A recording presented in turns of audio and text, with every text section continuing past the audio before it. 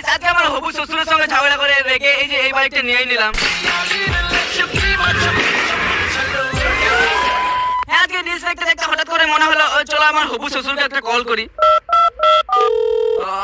আসসালামু আলাইকুম হবু শ্বশুর। ওয়ালাইকুম আসসালাম। বলছি একটা কথা ছিল। হ্যাঁ বলো বলো কি কথা? বলছি যে আমাকে একটা 4 লাখ টাকা দামে মোটরসাইকেল না দিলে তোমার বিটিকে বিয়ে করতে পারবো। শালা গরিব খেপা চোদা 4 লাখ টাকা তো দেখেছিস বাপের জন্য। চল ফোন কর। কি এই আলামিন তো অপমান? হ্যাঁ আমি পেট ব্যথা মাথা ব্যথা সবই সহ্য করতে পারি কিন্তু এরকম অপমান সহ্য করতে পারি না। তাই দিন করে আমার গেটআপটা সেটআপ করে সাথে সঙ্গে কিছু হালকা হালকা মানুষ নিয়ে বেরিয়ে পড়লাম। চলো খেপা চোদা শ্বশুরকে অকাত দেখাচ্ছে আমার।